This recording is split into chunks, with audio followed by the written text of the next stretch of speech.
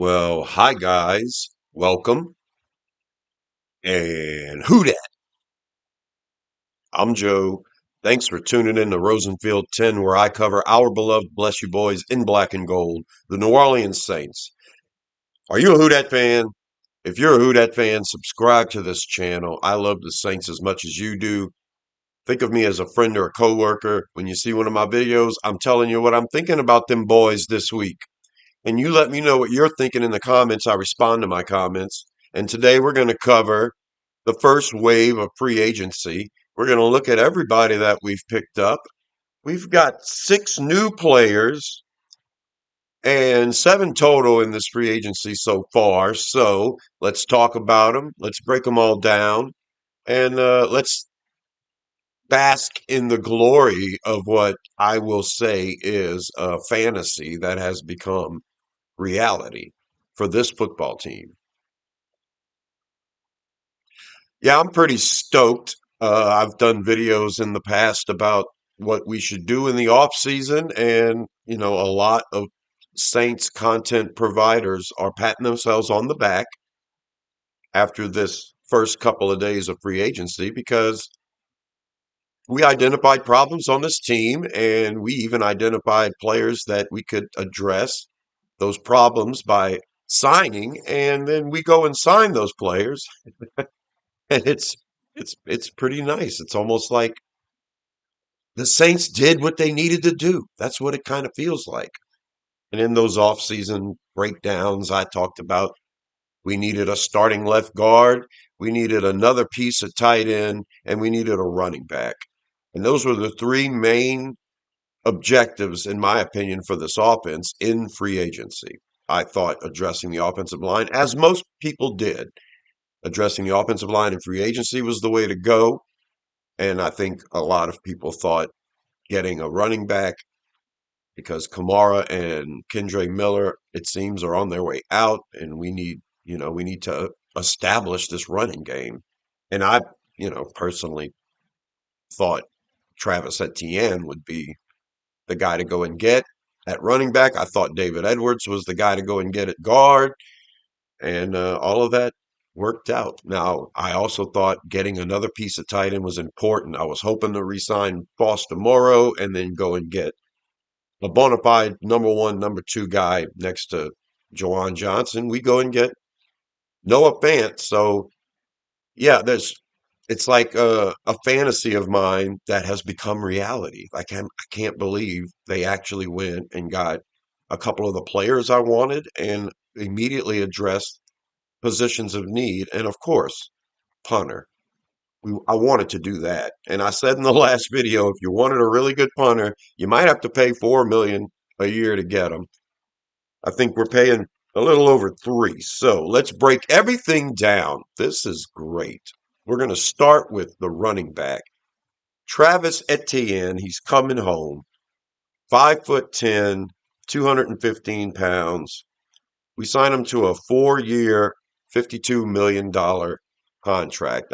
I've heard the number 4-year 48, but mostly it's 4-year 52 that I've seen around. So maybe one is closer to a guarantee. I don't know the exact specifics on the number, except that a lot of people are saying, well, we're paying too much. It's 13 million a year on average, and is Etienne really worth that? Well, once Brees Hall stayed with the Jets, it seemed like Walker was the number one free agent running back and Etienne was number two. Walker gets between 14 and I think it's 14 million.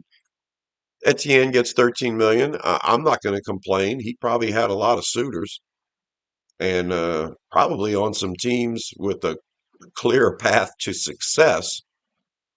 Yeah, this coming to this team isn't there's nothing guaranteed, especially with Alvin Kamara still on the team. So Travis Etienne gets to come home.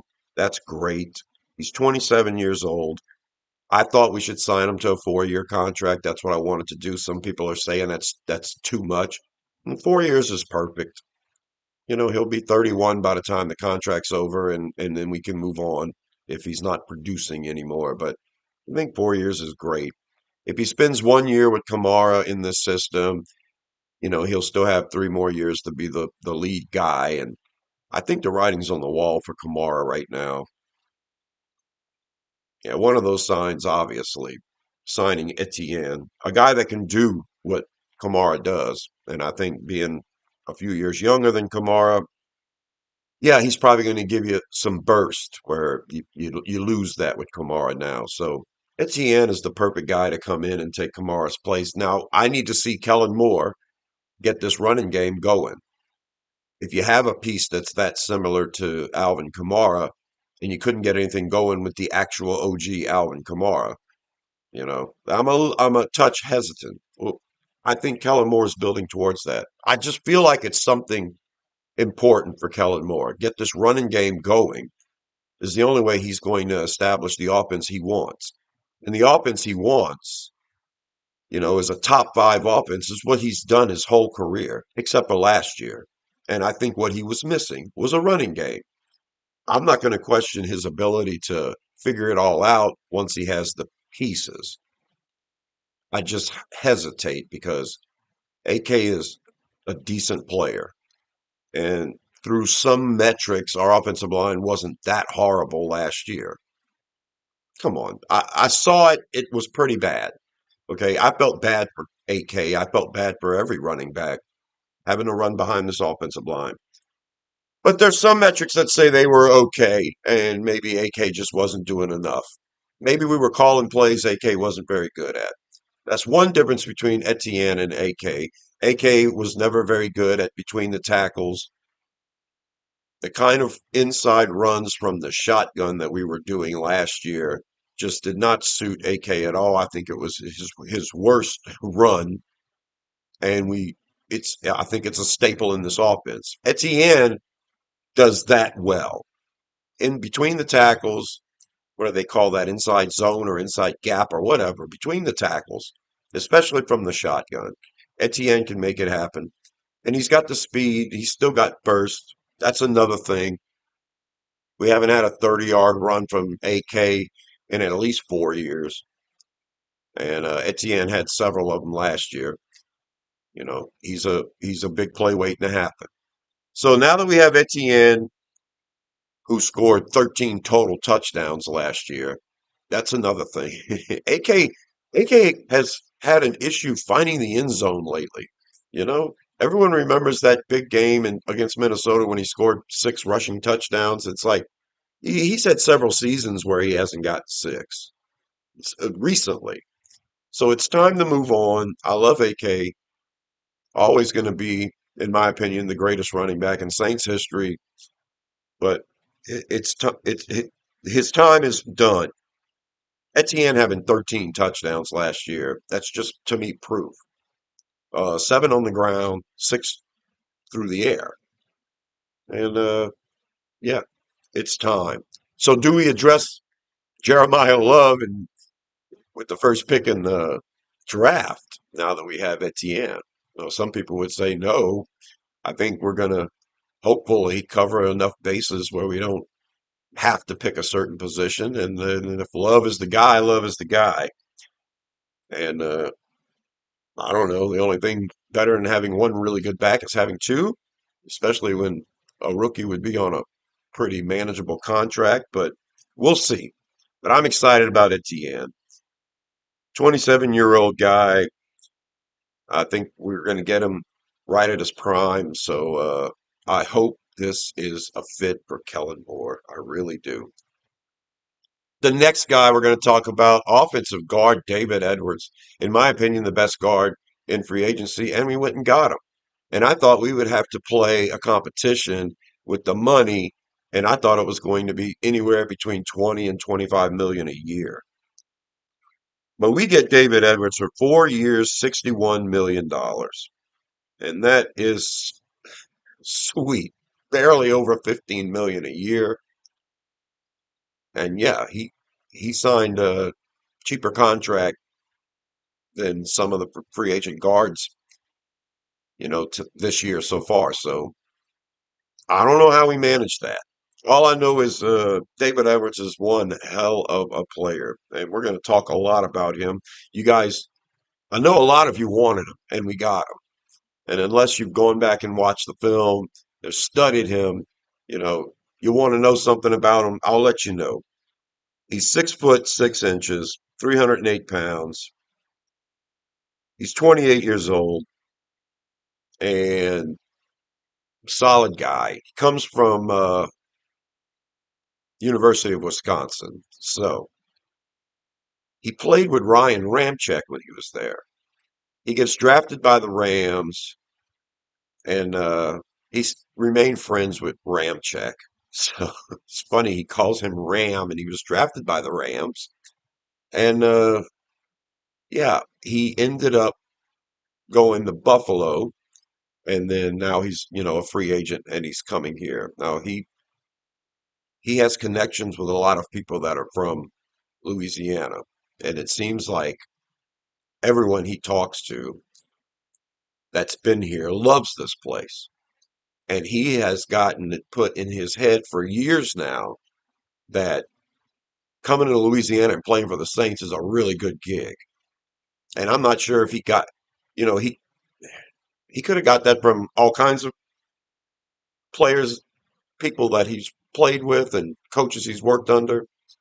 He's just crossed paths with a lot of people who have constantly told him either how great the Saints and Louisiana and New Orleans is or how great Kellen Moore is. And, of course, I think he looks favorably at Brandon Nugent too. It it seemed like during his interview, his introductory press conference, being a member of the Saints, it seemed like it was a no-brainer to come here.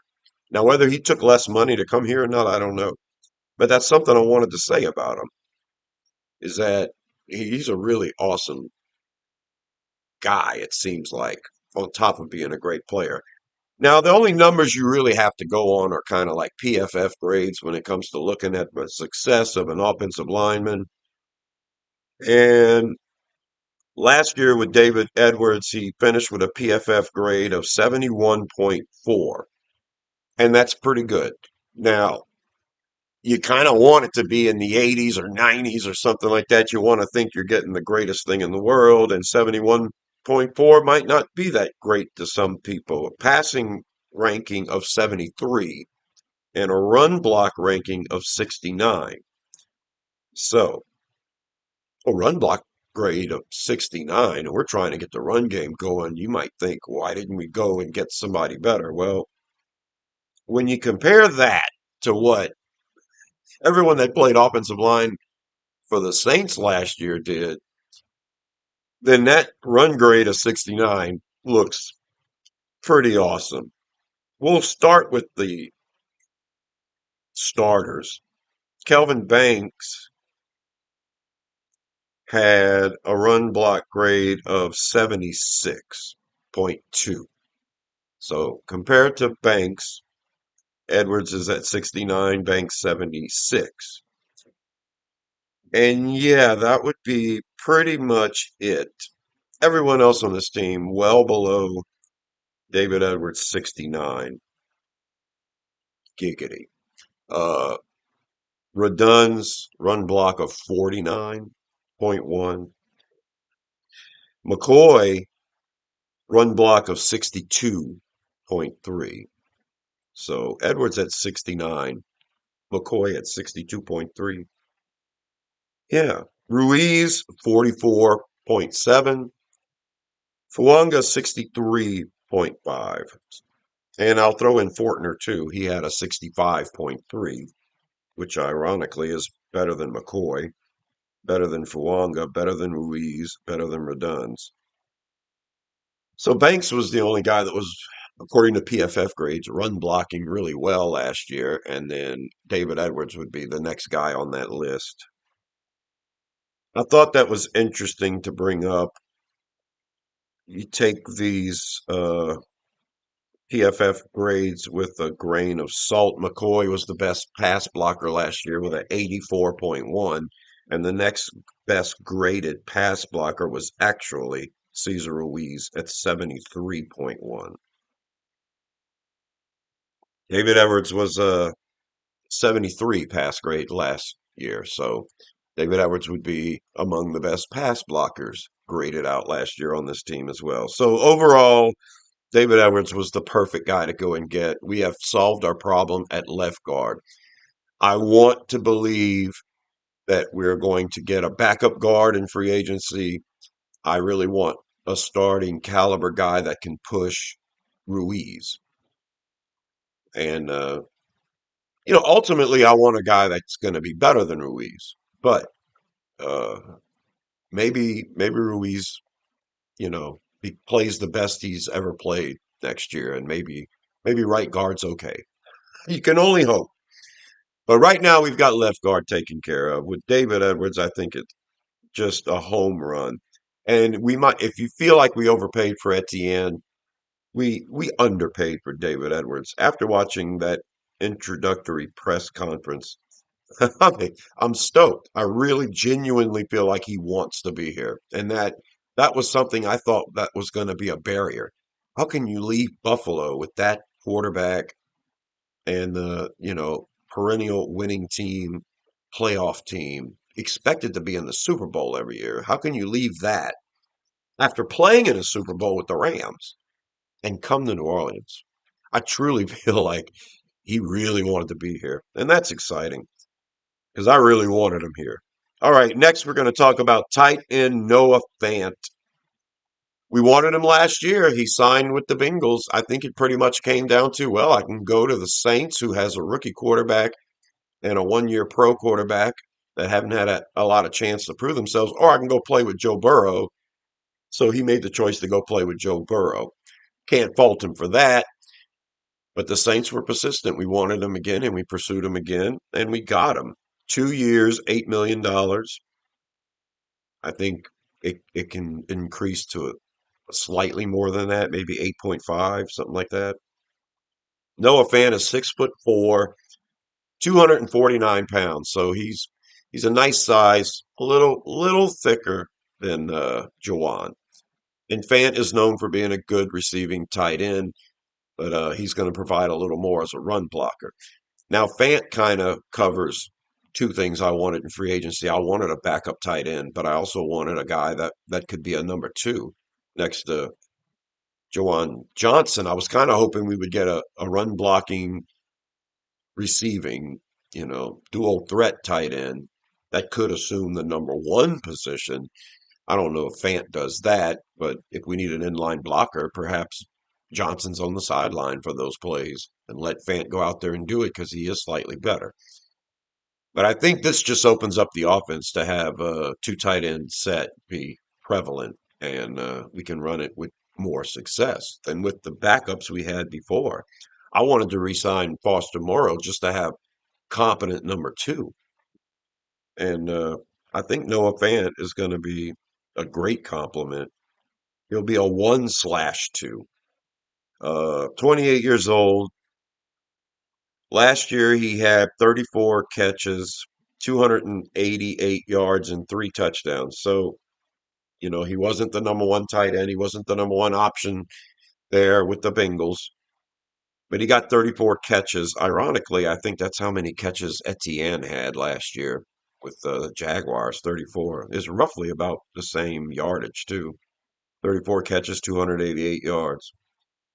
Etienne had 6 receiving touchdowns last year. Fant had 3.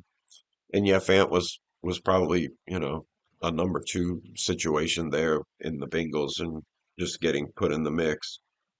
I think Fant's going to fit in great when we attack the seams with the tight end and Jawan. It works really well. And if you've got two guys that can do it with a quarterback that's big enough and talented enough to throw the ball and do that, yeah, I think this is going to open up our offense quite a bit. So I'm excited. Uh, my coffee. So next, I'm going to talk about a punter. Oh my gosh, I'm excited. Ryan Wright, 4 years, $14 million. Thought it would take about $4 million a year to get good punter in here, and it's taken what 3.5. Ryan Wright is a massive dude, 6'3", 245 pounds. It's a linebacker size. He's 25 years old. Played his college at Tulane, and yeah, that was one of the attractions that got him the sign here. He spoke well about Phil Galliano, and of course, he has a relationship of sorts with Thomas Morstead. So uh, all of that put together, it's kind of lucky for us because Ryan Wright is a really good punter. He struggled as most young kickers do early in his career, but he played, I believe, 4 years with Minnesota, and last year was his best year. He was among the league leaders when it came to all of the important categories.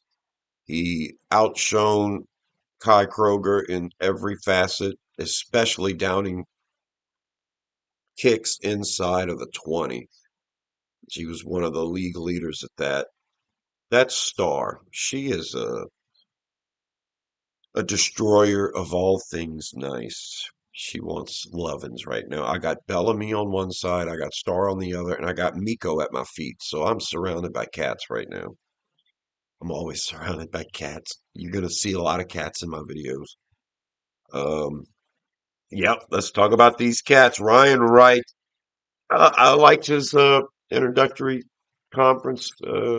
He seemed a little nervous, but that's a big punter, man. I feel like in a locker room, he's going to command a lot of attention. Perhaps he is a potential special teams captain. Mm, we'll see. Massive dude. Yeah. I don't worry about that punter tackling somebody if it has to come to that. But I'm so glad we addressed this position because it was one of the biggest weaknesses we had last year. Special teams as a whole was a weakness. People say it was the biggest weakness on the team. I feel like the biggest weakness on the team was our running game. That was the biggest weakness. And then special teams shortly after that. Yeah, we missed a lot of field goals and our punting game was awful, and that swings different games.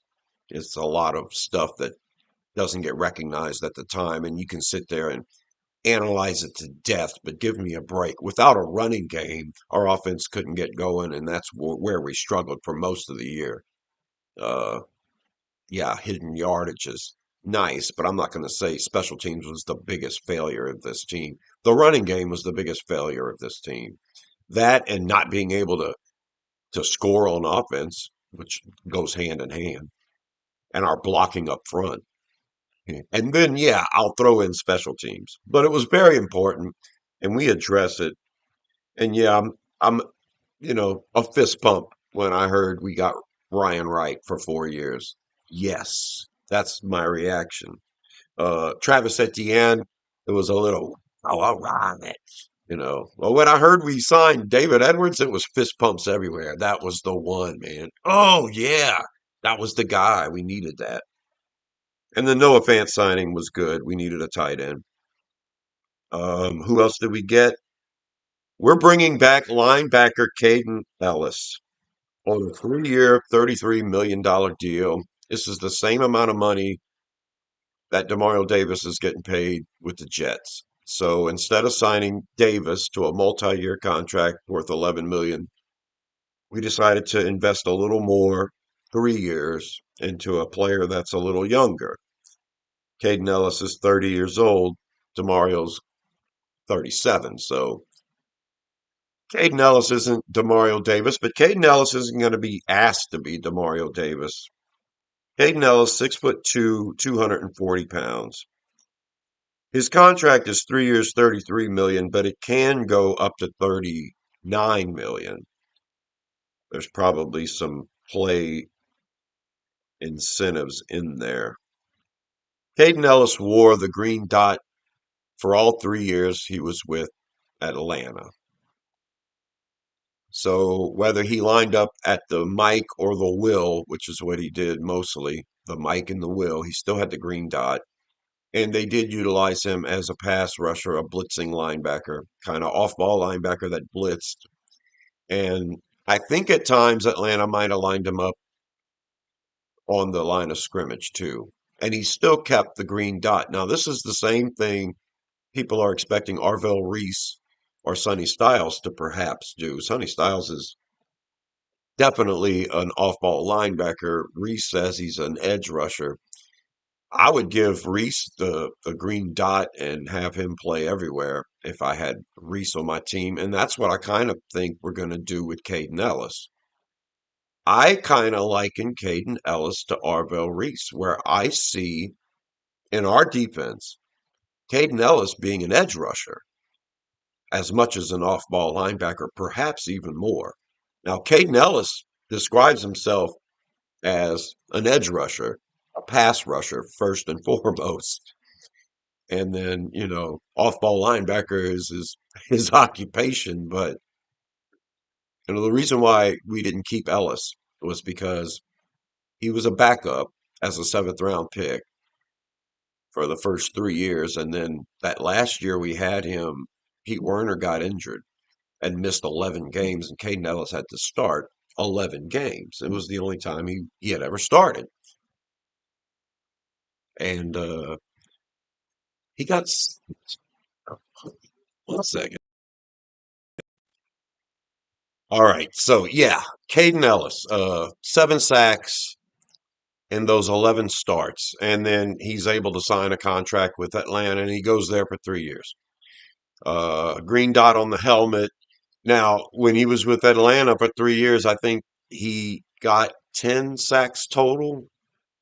He averaged like 3.5 a year, something like that, in the 3 years he was with Atlanta. So probably 10 and a half, 11 sacks total. He had 7 in 11 games in Dennis Allen's defense. Now, what is he going to do here? I don't know if he gets the green dot. I think right now the green dot is up in the air. And I think it's between Danny Stutzman, Pete Werner, and Caden Ellis. Now, Ellis was a captain at least in his last year with Atlanta, and Caden has a lot of he's vocal. He can be a leader. And after training camp gets started and these guys get to know each other, Brandon Staley figures it all out. I don't know what's going to ultimately happen. If Caden Ellis is off-ball linebacker for the majority of his snaps, then I assume he's going to be out there with Pete Werner, which means Danny Stutzman is in another plug-and-play kind of situation. Stutzman comes in when we rush Ellis off the edge, perhaps, and Ellis still keeps the green dot kind of deal. Or maybe we just let Pete Werner be the middle linebacker, which I'm sure he can do pretty well.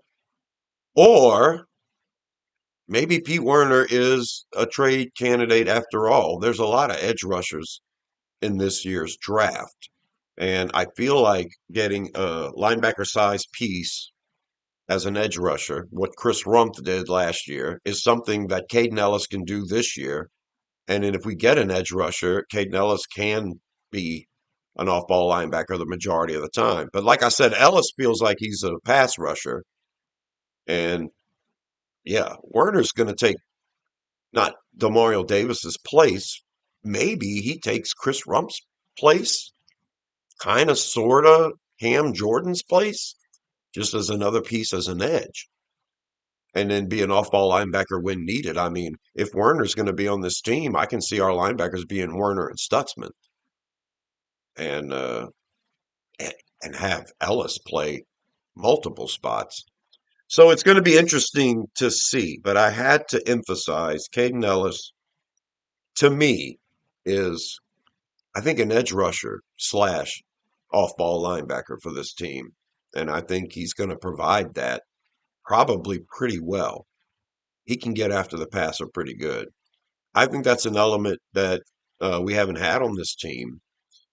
I'm going to do that video breaking down Brandon Staley's defense, and having a linebacker sized edge rusher is something that he's had success with before. And on early downs, you like having bigger, thicker guys out there, but Caden Ellis being proven off-ball linebacker, good against the run, can cover too. So yeah, maybe Ellis isn't a linebacker. Maybe he's an edge rusher. And you know, he can do both. So it's pretty exciting. The last guy, the last two guys I'm going to talk about are re-signings. Defensive tackle John Ridgeway, 6'5", 321 pounds. He's 26 years old. We've had him on the team for a couple of years, and we re-signed him 2 years, 6.2 million. We traded for Ridgeway a couple of years ago. It was a pick swap, a 6-7 pick swap, and Ridgeway was injured most of last year, but he's a good plug and play player. He didn't get a lot of snaps last year, but he did toward the end of the year. He doesn't accumulate a lot of sacks, but I thought Ridgeway was a guy we should bring back. I thought bringing back a couple of defensive linemen would have been a good idea for this team and edge rushers. And yeah, that's some stuff in free agency we still have yet to touch, except to bring Ridgeway back. I thought we could get Ridgeway for $1 million a year. We're paying him 3.1. But yeah, 26 years old, and the organization likes him, and this coaching staff likes him enough to bring him back. And yeah, we acquired him under another coaching staff, and this coaching staff liked him enough to bring him back. And yeah, he's a piece. He's a depth piece and a necessary one, and a big dude. And another re-signing, the first one that was made months ago, bringing back safety Julian Blackman on a 1 year, $2.5 million contract. Now, if Julian Blackman is healthy and he plays the whole season, he's worth a hell of a lot more than 2.5. But that's all that we can give the guy because he is an injured dude. 6 foot, 202 pounds, 27 years old. We got him cheap last year, and he was available so late in the process in free agency because he was coming off a major shoulder injury. The last year he was with the Colts, he didn't play at the end of the year. He was available. We got him. He looked great in training camp, super great. And as soon as contact started, first game of the year, he hurts his shoulder, and the injury is so severe he has to miss the whole year. I think he played the whole game and went home and everything was fine. Then he realized something was wrong.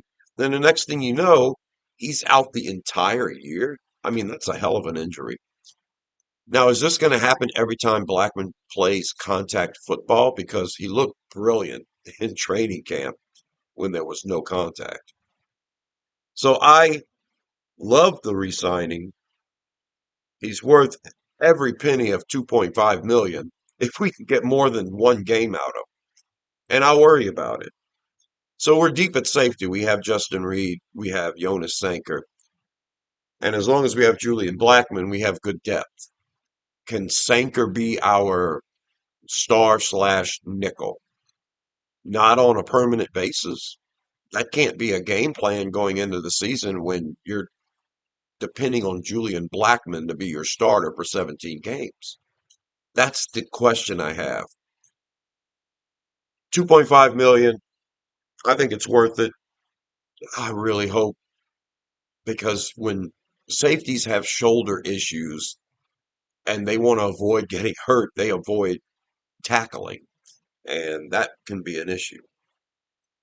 Playing deep safety, deep free safety, I think he's got good range. I think he's got great ball skills, and I think he's going to make a good free safety. You kind of hope he avoids a lot of the contact, but he played one game last year. I think he had 5 or 6 tackles. He had a pass defensed, and then he had a hurt shoulder and had to miss the rest of the year. So I'm worried about the secondary and the depth. I like Jordan Howden.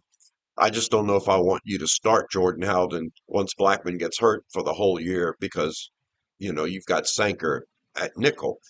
And if Sanker has to switch roles and all of a sudden play safety all year long, you need to cover nickel. So that brings me to the end of this video and what we still need to address in free agency. And yeah, we still have a lot to address. In my opinion, There's some veteran guys you want to go and get. I think free agency is the way to go. And so these positions, in my opinion, still need to be addressed. Defensive end, nickelback, and another backup guard are the most important things. Defensive end. Everyone thinks we're good with Nathan Shepard and Brian Bresee and Vernon Broughton. Well, we hope Vernon Broughton's something, but Brian Bresee didn't show me much of anything last year, and we might be moving off of him, especially if he can't get the pass rush going in this defense. He didn't have much effect last year. His run stopping is just not good enough to be a starting defensive end, and if you're not going to get pass rush out of him, he's way too expensive to keep. So I wanted another guy. I wanted to bring back either Jonathan Bullard or Jonas Williams, Jonah Williams. Bring them back. They haven't been signed yet. Bring one of them back. They're better against the run and proceed. And at least we have a rotational piece. So that's something in free agency we still need to address. Either bring Jonathan Bullard or Jonah Williams back. And it makes me feel better because yeah, maybe Vernon Broughton is a guy that can develop. Let's say Vernon Broughton is really good against the run on early downs. You can put him on one end, Nathan Shepard on the other. Then you bring Brian Bresee in on third down. That's okay. But Vernon Broughton played one game and was injured last year, so you're not sure what you have there yet. So I don't want to make a big investment just yet. Bring back either Bullard or Williams. Give me some more depth here on the line. Nickelback, of course, we have to address that. Do we have someone in the building? I've already talked about the safety situation, so maybe if Jonas Sanker is your designated nickel star, you might have to get another piece at safety because I don't trust the health of Julian Blackman. There's some other options. Quincy Riley, maybe he can do it. I mean, people say Julian Blackman can do it too. His best place is free safety. Julian Blackman having shoulder issues and being that close to the line of scrimmage doesn't give me the warm and fuzzies. So, and having Sanker there full time doesn't give me warm and fuzzies because I feel like you're going to be starting Jordan Howden because Blackman's not going to be available. So I think go and get a veteran nickel. You know, the other option, if you bring Quincy Riley into the nickel, who are you going to start on the outside? Isaac Yiadom. So you make outside cornerback a priority if you plan on Riley starting there. And then the other option, well, you got Beanie Bishop, who we acquired last year and didn't get a chance to really get involved.